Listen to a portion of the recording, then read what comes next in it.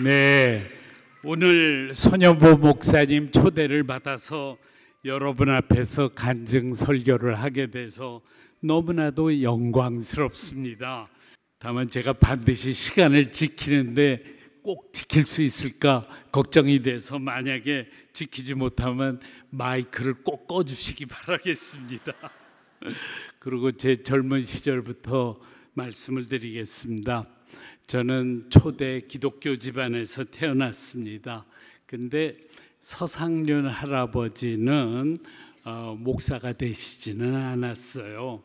그리고 서상륜 할아버지는 맨 처음에 결혼한 아내를 소박한 그 자기 죄 때문에 끝내 장로 되는 것도 사양을 하셨습니다. 그리고 그 동생 되는 서경조 목사님이 한국 최초의 목사님으로서 황해도에 소래교회를 세웠고요. 저는 그 서경조 목사님의 증손자입니다. 네, 그리고 서상륜 할아버지는 자손이 없었습니다. 그래서 저희 할아버지가 양자로 들어갔기 때문에 저는 서상륜 할아버지나 서경조 할아버지나 다 제 증조 할아버지가 되십니다. 네. 그리고 또 저희 집안은 독립유공자 집안이어가지고 저희 할아버지는 상해 임시정부 요인이었고 할아버지 아버지 두 분 다 독립유공자로 건국 훈장을 받았습니다. 그런데 네. 근데 저는 1966년도에 서울공대 기획과를 들어갔는데 그 다음에 제가 운동권이 되어가지고 네 들어갈까요? 네, 운동권이 되어서 서울공대에서 처음 학생운동을 시작했습니다. 그 다음에 세문안교회는 남한에서 가장 오래된 교회인데 그 교회 대학생회를 아주 열렬한 운동권 단체로 만들었습니다. 그래서 민청학년 사건이 났을 때 저희 세문안 대학생회에서만 6명이 네, 6명이 감옥을 갔습니다. 저는 1974년에 해군 장교이면서 기도학생운동을 배후 조종하다가 민청학년 사건으로 구속되어서 징역 20년을 받았고 10개월 후에 형 집행정지로 석방된 다음에는 기도학생의 총연맹 간사, NCC의 청년 담당 간사, 한국교회 사회선교협의회 총무를 하면서 산업선교 활동을 하다가 YH 사건과 동일방직 사건으로 2번 더 감옥을 갔습니다. 네. 그런데 저는 이 민주화 운동을 하면서 많은 신앙 체험을 했습니다. 제가 산업선교를 하면서도 노동자를 진심으로 사랑하지 못하는 제 자신에게 절망을 했고 사랑은 하나님께 속한 것이라는 요한일서 말씀이 저에게 큰 힘을 주었습니다.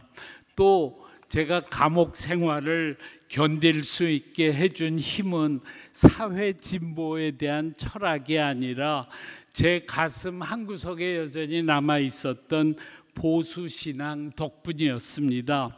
그래서 저는 3번째 감옥을 갔을 때 목사가 되기로 결심하고 1981년에 통합측 광나루 신학교에 입학을 했습니다. 근데 그랬더니 제 처도 공부하겠다고 그래가지고 제가 미국에 유학 가려던 제 처를 붙잡아가지고 옥바라지만 시켰기 때문에 아내도 공부를 같이 하려면은 미국 유학을 갈 수밖에 없었습니다. 그래서 저는 미국 프린스턴 신학교로 들어가고 제 처는 로트거스 대학에서 박사학위를 땄습니다. 근데 미국 간 지 얼마 되지 않아 가지고 미주 동포들의 북한 방문이 시작되었습니다. 제가 다니던 뉴욕 브루클린 한인교회 한 할아버지도 황해도 아들네 집에 가서 한 달 동안 머물다 왔습니다. 그 할아버지는 밤중이면은 아들과 단둘이 이불을 뒤집어 쓰고 북한의 실상을 귓속말로, 아이고 이거 참,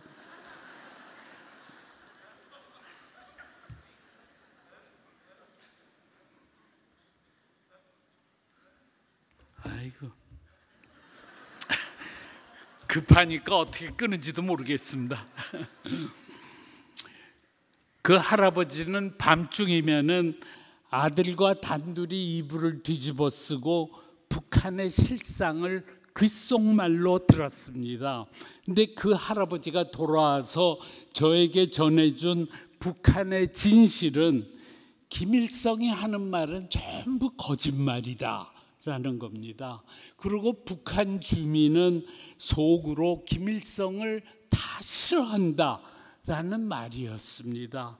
저는 그 말을 듣고서야 운동권 선배로부터 북한에 대해서 들은 모든 설명이 전부 거짓말이었구나 하는 것을 깨닫게 되었습니다. 저는 프린스턴 신학교를 졸업하고 뉴욕 유니온 신학교로 갔는데 여성 신학 시간에 귀한 체험을 했습니다. 베버리 해리선이라는 교수가 하나님을 가부장제적인 하나님과 여성적인 하나님으로 구분하고 명령하고 심판하는 가부장제적인 하나님이 아니라 우리를 보듬어주고 옆에서 힘을 주는 여성적 하나님이 진짜 하나님이다 이렇게 말했습니다.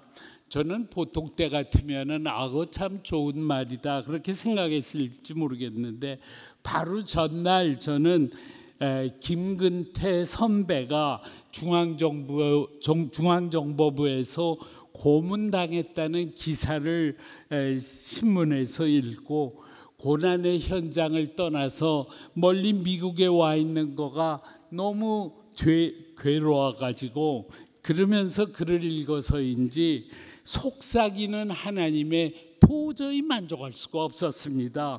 그래서 저는 강의실에서 이렇게 외쳤습니다. 나는 제3세계 고난의 현장에서 왔다. 나는 내 곁에서 속삭이는 친구 같은 하나님을 원치 않는다. 절망의 구렁텅이에 빠져 살려달라고 외칠 때 위에서 굵은 동아줄이 내려와서 나를 구원해주는 하나님을 원한다 이렇게 외쳤습니다. 그리고 저는 가장 진보적이라고 이야기하는 유니온 신학교에서 제가 평소에 신봉하던 민중신학과는 완전히 단절하고 복음주의로 되돌아오게 되었습니다. 저는 88년 1월에 귀국해서 운동권 싱크탱크인 한국기독교사회문제연구원의 원장 서리로 취임을 했는데 와서 보니까 한국이 6년 전과 너무 달랐습니다. 일반 학생운동뿐만 아니라 기독교 운동까지 전부 김일성 주체사상파가 되어 있었습니다. 저는 처음 6개월 동안은 눈치만 보다가 아니 기독교 운동을 주체사상론에 입각해서 하는 법이 어딨냐 이렇게 비판했습니다. 그 다음에 내가 후배 한 사람을 몰래 불러서 사회주의는 가능하지도 않고 바람직하지도 않다 이렇게 몰래 말했습니다. 그런데 그 말이 화근이 되어가지고 서경석 목사가 개량주의자라는 증거가 잡혔다. 그리고 저를 내쫓는 운동이 시작되었습니다. 결국 연구원은 문을 닫았고 저는 연구원 이사장인 박형규 목사님에게 도장과 열쇠를 넘기면서 차제에 소신 있는 개량주의자로 살겠습니다. 그리고 진보적인 기독교 진영인 NCC를 떠났습니다. 저는 운동권에서 쫓겨난 후에 쫓겨난 후에 운동권 밖에서 새로운 사회운동의 모델을 만들어야 되겠다.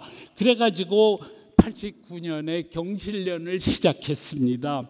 저는 운동권에서 쫓겨났기 때문에 더 이상 운동권 눈치를 볼 필요가 없었습니다. 그래서 저는 소신 있게 제 주장을 폈습니다. 운동권이 사회주의를 말하면 우리는 시장 경제 체제를 지지했습니다. 운동권이 비합법 운동을 할 때 우리는 합법 운동을 주장했고, 운동권이 민중 운동을 할 때 우리는 시민 운동을 하겠다고 했습니다. 또 운동권이 계급 투쟁을 할 때 우리는 사회적 공공선을 추구했고, 운동권이 기업을 적으로 돌릴 때 우리는 기업가와 노동자를 합쳐서 생산자 계층이라고 한다면 생산자 계층의 편에 서서 불로소득 계층과 대립하는 일을 했습니다. 그런데 목사인 저는 경실련을 시작하면서 나는 이제부터는 실패해도 좋으니까 성경 말씀대로 운동을 해야 되겠다, 그렇게 결심을 했습니다. 그때 제가 아주 열심히 본 글이 오늘 본문 말씀, 악에게 지지 말고 선으로 악을 이기라 라는 말씀이었습니다. 나는 절대로 악에게 지지 않겠다. 그러나 악과 싸워 이기는 방법은 선한 방법으로 하겠다. 실패해도 좋으니까 그렇게 하겠다. 그렇게 결심을 했습니다. 그리고 저는 경실련을 이렇게 설명했습니다. 경제적 부정의와 싸우는 방법에는 두 가지가 있습니다. 하나는 가지지 못한 자의 가진 자를 향한 증오와 적개심을 조직화해서 가진 자의 것을 빼앗는 방법입니다. 또 하나는 가진 자든 가지지 않은 자든 상관없이 우리 사회가 이렇게 돼서는 안 되겠다고 생각하는 모든 사람들의 가슴 속에 있는 선한 의지를 조직화해서 그 힘으로 세상을 바꾸는 방법입니다. 경실련은 이 두 번째 방법을 택하고자 합니다. 이렇게 말했습니다. 그런데 실제로 그런 일이 발생을 했습니다.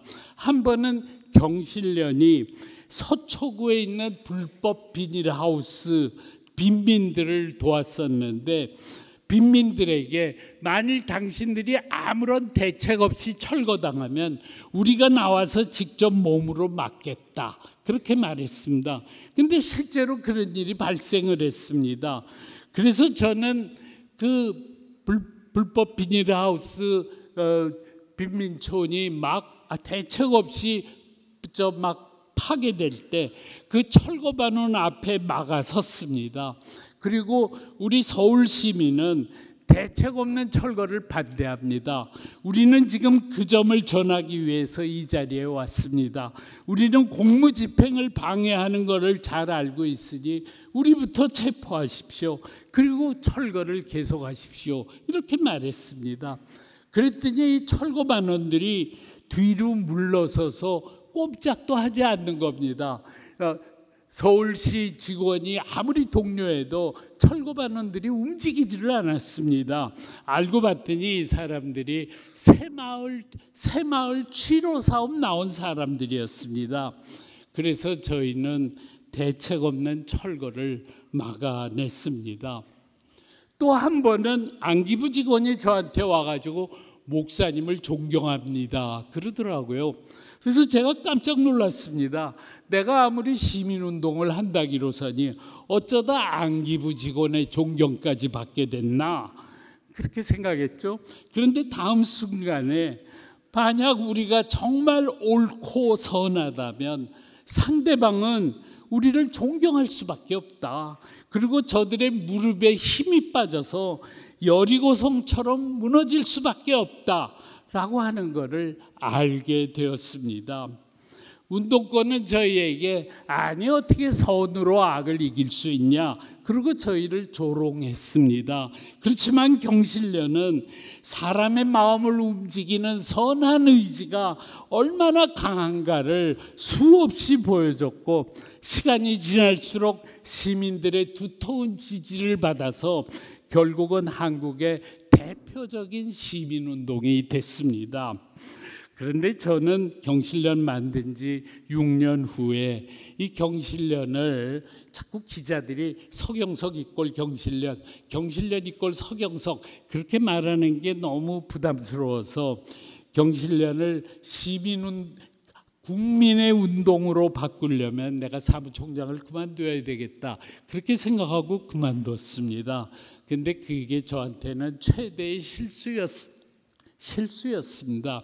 제가 경실련을 떠난 지 얼마 되지 않아서 경실련도 운동권에 의해서 점령당하고 말았습니다.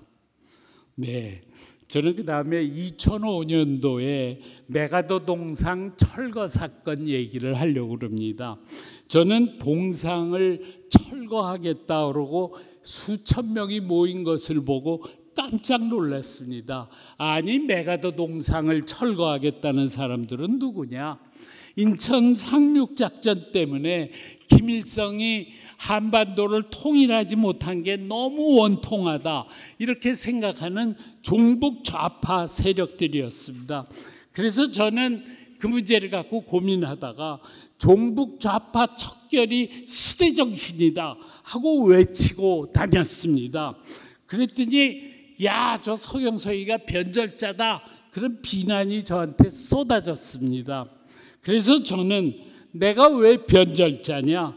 우리가 박정희 전두환 정권 군사 독재와 싸웠으면 그보다 100배는 더 독재인 김일성 김정일 정권과도 당연히 싸워야 되는 거 아니냐? 나는 싸우고 있다. 근데 왜 너희들은 안 싸우냐? 너희가 변절자다. 이렇게 응수를 했습니다.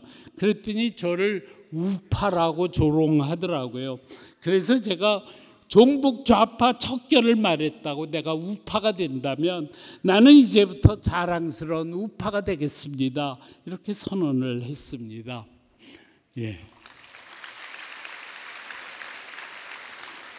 그 후에도 제가 소신 행동을 많이 했는데요. 그 시간이 없어서 일일이 말씀을 못 드립니다.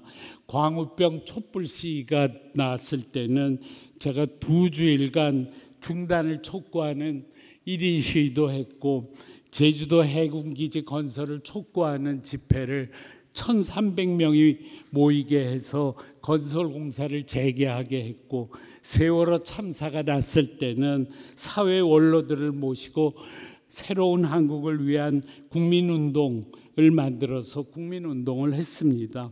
그런데 2016년도에 최순실 사태가 발생하고 촛불 시위가 일어나면서 박근혜 대통령이 탄핵당할 위기에 처했는데 저는 박근혜 대통령이 탄핵당할 잘못이 없고 박근혜 탄핵은 정권 붕괴만을 노려온 종북 좌파들의 계획된 음모임을 간파하고 11월 10일 서울역 앞에서 대통령 하야 반대 집회를 처음 시작했습니다. 비가 오는데도 그 집회에 1,000명이 모였습니다. 저는 제가 갖고 있던 종이 태극기를 나누어 주면서 그 집회가 태극기 집회의 시작이 되었습니다. 그런데 나중에 태극기 집회를 정광훈 목사가 주도하게 되면서 저는 정광훈 목사하고는 도저히 함께 할 수가 없어서 윤석열 정부가 출범한 이후에는 나는 이제부터 태극기 세력 아니다. 그리고 선언하고 전혀 광화문에 나가지를 않았습니다. 일체 나가지 않다가 세이브 코리아 집회에만 참석을 했습니다. 네. 제가 이제는 탈북 동포 이야기를 하겠습니다. 1966년에 북한 동포들이 300만이나 굶어 죽었다는 소식을 듣고 우리 민족 서로돕기 운동이라는 것을 창립했습니다.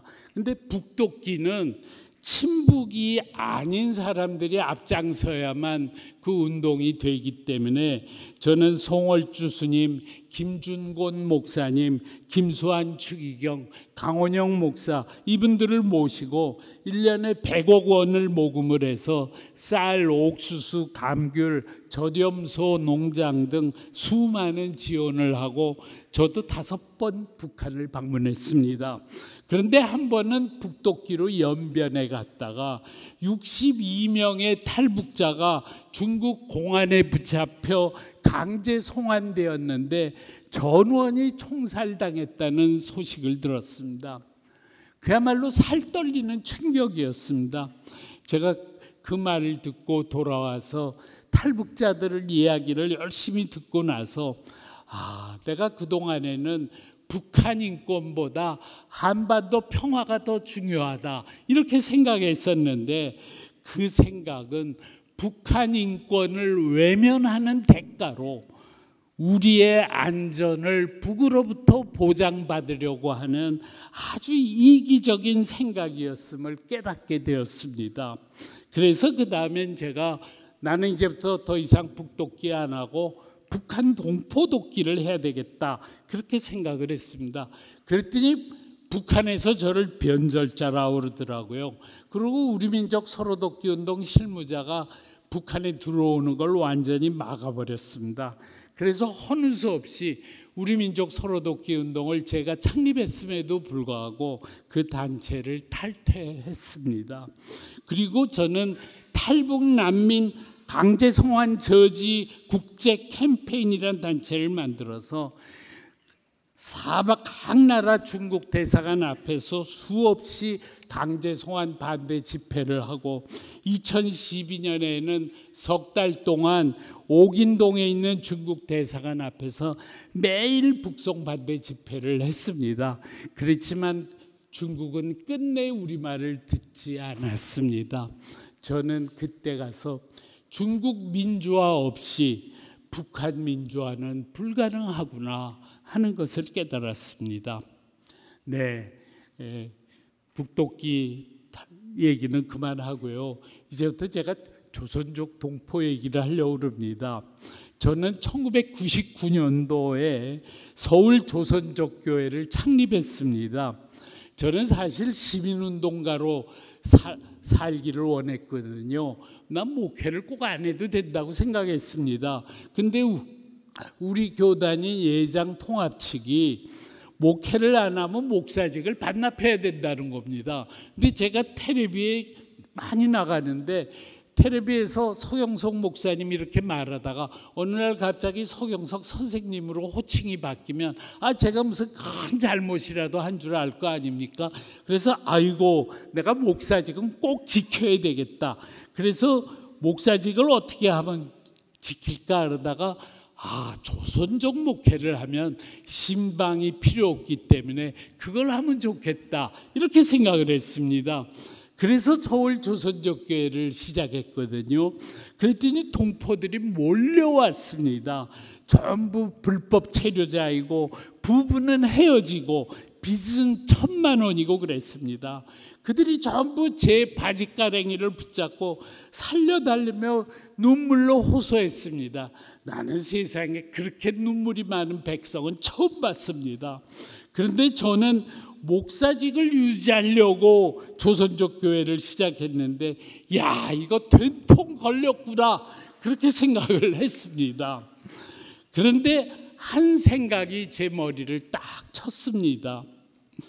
바로왕의 압제에서 신음하던 이스라엘 백성의 절규를 듣고 모세를 보내서 이스라엘 백성을 해방시켰던 하나님이 동포들의 절규를 듣고 꽤 많은 서경석 목사가 직교에 넘어가서 서울 조선족 교회를 시작하게 했음을 깨달았습니다. 제가 그 생각을 하고 나니까 흐르는 눈물이 그치지를 않았습니다. 저는 그때 주님께 내가 동포들을 위해서 헌신하겠습니다. 그리고 도움을 청하러 오는 동포들을 절대로 빈손으로 돌려보내지 않겠습니다. 이렇게 하나님께 서약을 했습니다. 그리고 제가 20년 동안 서울 조선족교회 목회를 하면서 동포들의 불법 체류를 합법 체류로 고치기 위해서 7번 무기한 단식을 했습니다. 첫 번째는 열흘간, 둘째 번은 20일간, 셋째 번은 23일간, 넷째는 열흘간, 다섯 번째는 16일간, 여섯 번째는 25일간, 일곱 번째는 17일간 단식을 했습니다. 그리고 저는 이 목회를 하면서 많은 신앙 체험을 했습니다. 시간이 없어서 다는 얘기 못하고 두 가지만 얘기하려고 합니다. 세 번째 단식을 했을 때 단식 17째 날에 위출혈이 났습니다. 그래서 피가 변을 보니까 새까만 변을 누게 되고, 그리고 교회 바닥에서 의식을 잃었습니다. 그랬는데 그때 위출혈로 피를 흘리면서 쓰러진 것을 지켜보던 3명의 동포들이 있었습니다. 그 사람들이 나중에 저한테 찾아와서, 목사님은 중국에 가서 인민 대표가 될 것도 아닌데 왜 우리를 위해서 목숨을 바치십니까? 그렇게 묻더라고요. 그래서 나는 당신들이 한 달만 우리 교회에 와서 예배에 참석을 해주세요. 그러면 알 수 있습니다. 그랬습니다. 한 달 후에 그 3명이 다시 찾아와서, 목사님이 믿는 그 하나님을 우리도 믿겠습니다 하고 말했습니다. 그때 저는 전도는 입술로 되는 것이 아니다. 몸으로 사랑을 실천해야 복음이 전파됨을 절감했습니다. 또 제가 목회를 하면서 처음에는 동포들의 복지 인권을 위해서 열심히 뛰었지만 가장 중요한 것은 그게 아니더라고요. 동포들의 가정이 파괴되고 부부가 이혼하고 자녀 교육이 실패하는 이런 문제는 하나님의 말씀으로만 치유될 수 있었습니다. 그래서 정말 주님을 영접하는 일이 가장 중요하다 하는 것을 깨달았습니다.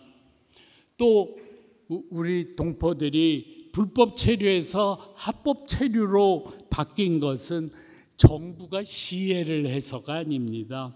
동포들과 서울 조선족교회가 끝까지 투쟁해서 얻은 산물이었습니다.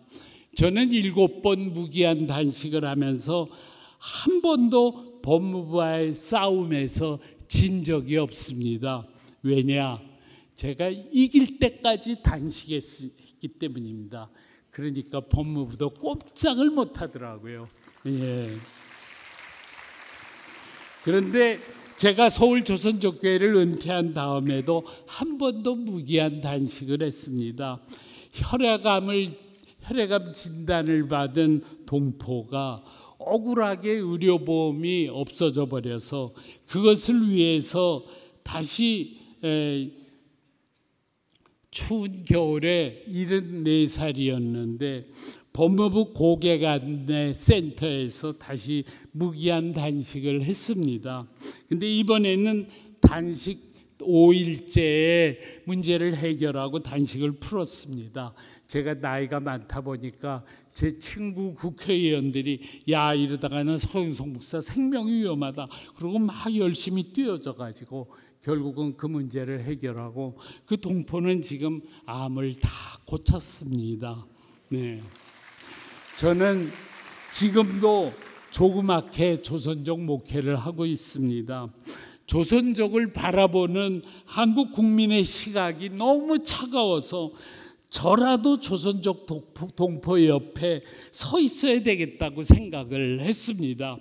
그래서 조선족이 시진핑의 앞잡이가 되지 않고 참된 대한민국 국민이 될 수 있도록 교육하는 일을 열심히 하고 있습니다. 또 저는 이번에는 사랑의 나눔 이야기를 하려고 합니다. 저는 2005년에 나눔과 기쁨이라는 작은 교회 목사님들의 단체를 만들었습니다. 근데 그때 출범 예배 때 김CCC의 김준건 목사님이 오셔서 전라남도 증도의 문준경 전도사를 소개했습니다. 문준경 전도사는 매일 이 초가집에서 아침에 초가집에서 연기가 올라가는 집은 아침밥을 짓는 집이거든요. 그런 집마다 찾아가서 누룽지를 구걸해 가지고 그걸 끓여서 다리 밑에 병든 거지에게 죽을 끓여 대접을 했습니다. 그래서 문준경 전도사의 별명이 뭐냐면 거지 노릇 대신한다고 대신 거지였습니다. 김중원 목사님은 저희에게 여러분들이 대신 거지가 되기 바란다 이렇게 권면을 했습니다. 그래서 이 사랑의 나눔은 문준경 전도사처럼 예수님처럼 살고자 분투하는 것, 이것을 우리의 목표로 삼고 그렇게 열심히 사니까 작은 교회도 크게 성장을 해가지고 결국은 이 단체에 참여한 작은 교회의 숫자가 6,000개가 넘었습니다. 그런데 이 단체에 문제가 많이 생겨서 2021년에는 사랑의 나눔이라는 작은 교회 중심의 단체를 다시 창립했습니다. 그리고 예수님처럼 살고자 분투하는 그리스도인을 최대한도로 늘리기 위해서 이 단체 활동 회원은 나는 사랑의 나눔 활동 회원으로서 예수님처럼 살고자 분투하는 삶을 살겠습니다 라는 동영상을 찍고 있습니다. 이 사랑의 나눔 활동 회원이 하는 활동은 크게 두 가지입니다. 하나는 과거에는 국내 어려운 이웃만 도우면 됐지만 이제는 선진국이 되었으므로 가난한 나라 돕기를 꼭 하자는 것입니다. 두 번째는 국내의 가장 어려운 이웃을 돕는 위기의 전화 프로그램을 하자는 겁니다. 노숙자든 불법 체류 노동자든 추록자든 장애인, 가출 청소년, 정신질환자든 누구나 위기에 처한 사람은 1666-0468로 전화를 하면 사랑의 나눔이 무조건 돕자는 겁니다. 그리고 그들을 돕기 위한 네트워크도 구축하자는 것입니다.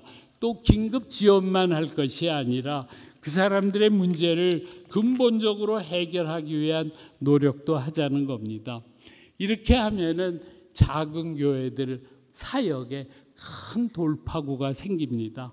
그리고 나중에는 모든 교회가 사랑의 나눔을 도우면서 이분들을 전부 돕게 됩니다. 그러면 어떻게 되느냐? 우리나라가 전 세계 가장 모범적인 복지국가가 될 겁니다. 왜냐?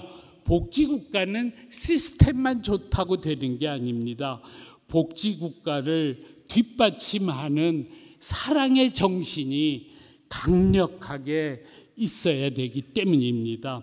그래서 사랑의 나눔은 이 두 가지 사역을 통해서 예수님처럼 살고자 분투하는 그리스도인의 숫자를 최대한도로 늘리려고 합니다. 그래야 교회가 세상 사람들의 존경을 받게 되고 복음도 획기적으로 전파될 것입니다. 이제 마지막으로, 이제 얼마 안 남았습니다. 마지막으로 드릴 말씀은 요즘 제가 하고 있는 존경받는 나라 운동입니다. 이 운동은 대한민국이 극빈국에서 출발해서 16개 나라 젊은이들이 피 흘려 지키고 해외 원자를 제일 많이 받아서 이제는 선진국이 되었으므로 전 세계에 보은해야 한다라는 생각에서 가난한 나라를 가장 열심히 돕는 대한민국을 만들자는 겁니다. 그런데 이 단체를 지금은 돌아가신 이종윤 목사님이 제 손목을 꼭 붙잡고, 서목사가 나이가 많지만 서목사가 그래도 시민운동을 하지 않았냐, 서목사가 꼭 존경받는 나라 운동을 만들어 달라, 그리고 저한테 말씀을 해서 존경받는 원로 목사님이 나한테 그렇게 간곡히 부탁하는 걸 거절할 수가 없어서 결국은 2022년에 원로 목사님들이 주도가 돼가지고 이 단체를 만들고 제가 실무 책임자가 되었습니다.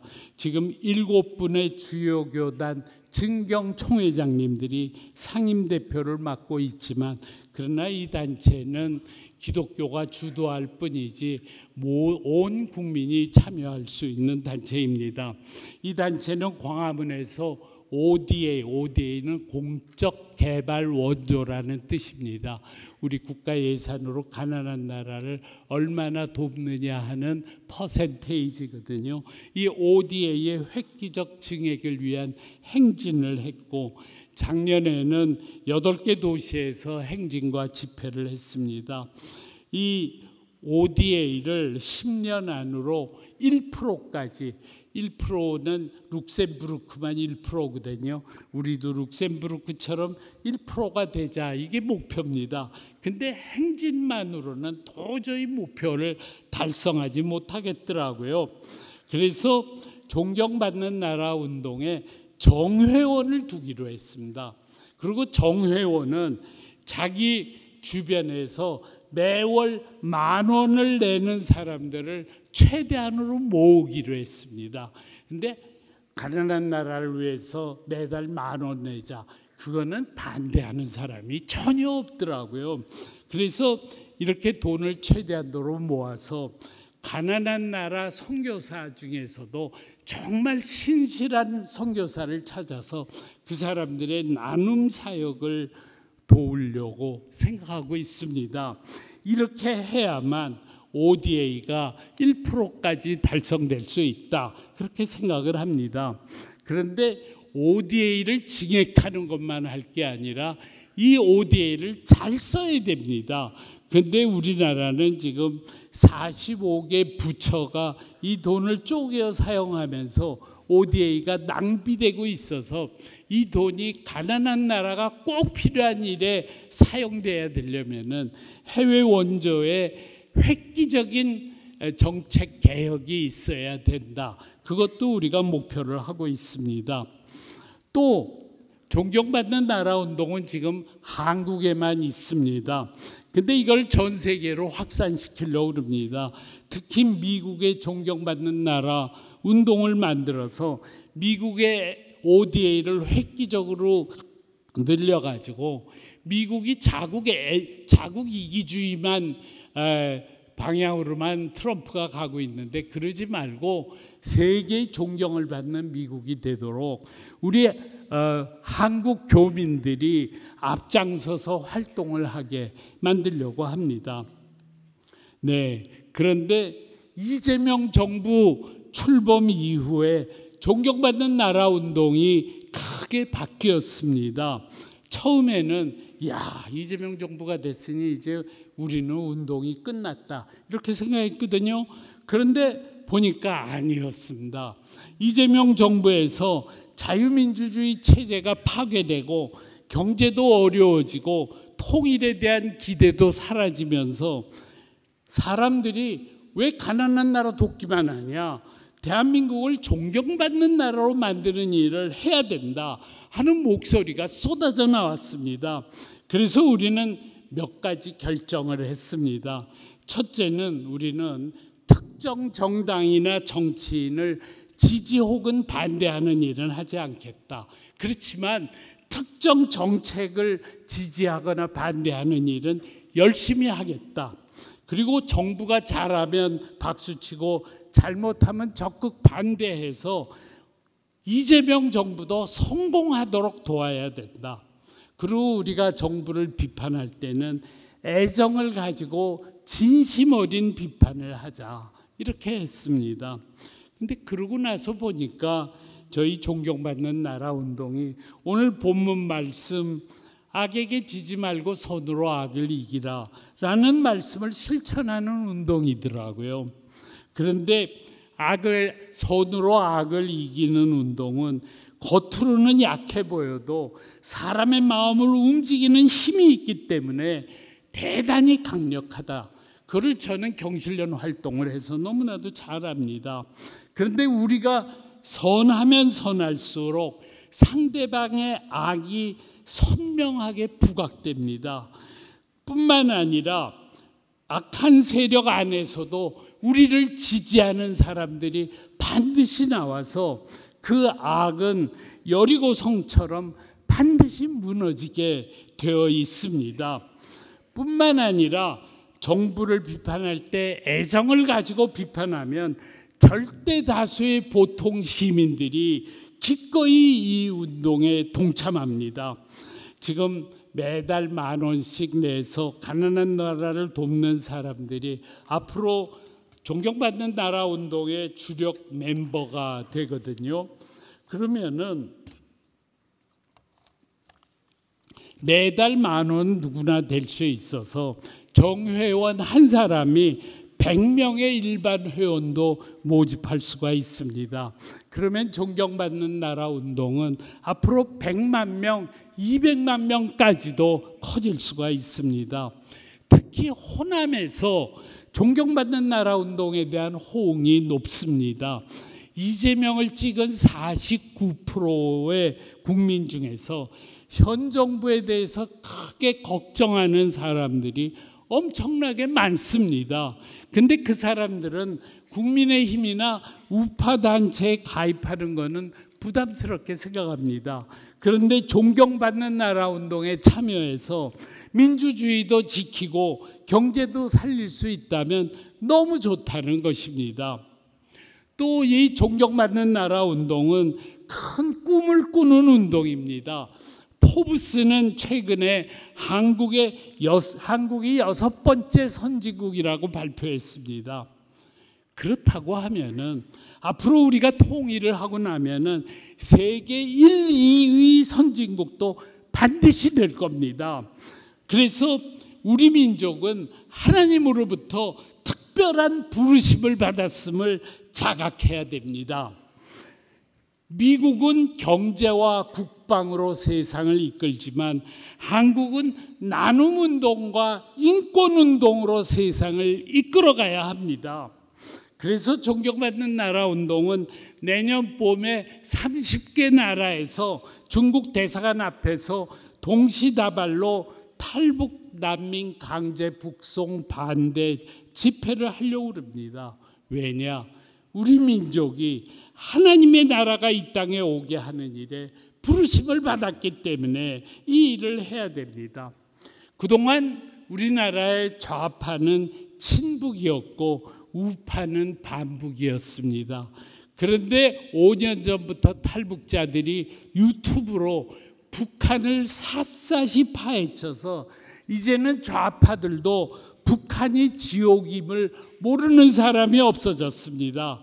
그래서 이제는 좌우가 손잡고 통일을 논의해야 됩니다.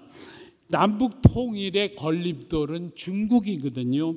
그래서 좌파는 중국을 설득해서 통일에 협력하도록 만들고 중국이 강제 북송을 중단하면 한국은 중국에게 고마움을 잊지 않을 걸 약속하고 우파는 강제 북송 중단을 중국에게 촉구하는 국제인권운동을 주도해야 됩니다.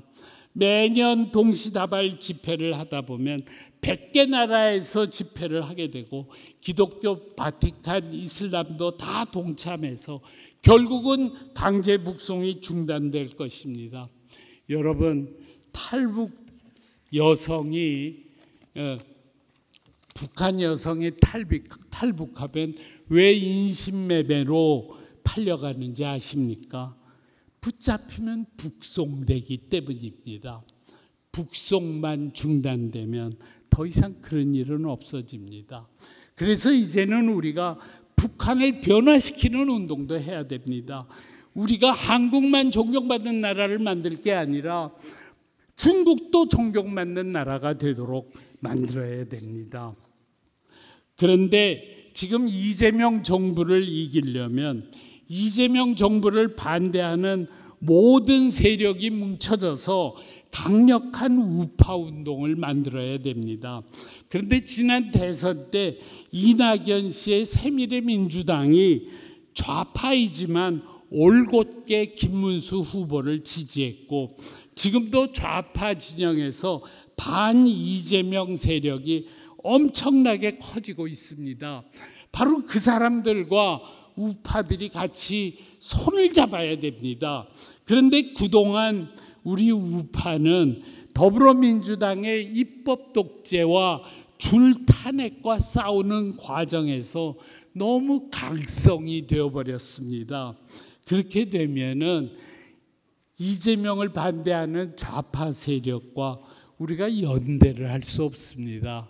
그 사람들은 강성 우파를 보고 지긋지긋하게 생각합니다. 그래서 저는 김문수 대표가 꼭 당대표가 되어서 우파 진영이 국민의 눈높이에 맞는 우파, 보통 시민에게도 설득력 있는 우파를 만들어야 된다고 생각합니다.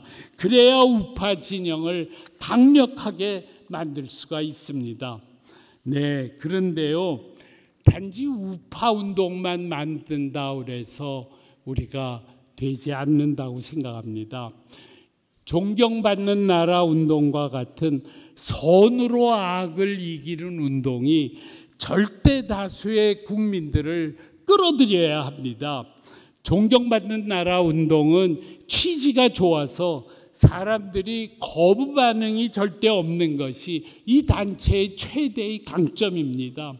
모든 선한 국민이 존경받는 나라 운동에 참여해서 이 단체를 100만 명, 200만 명의 회원을 갖는 국민운동으로 만들면 우리는 반드시 우리나라가 잘못되는 것을 막을 수가 있을 것입니다. 그래서 이제는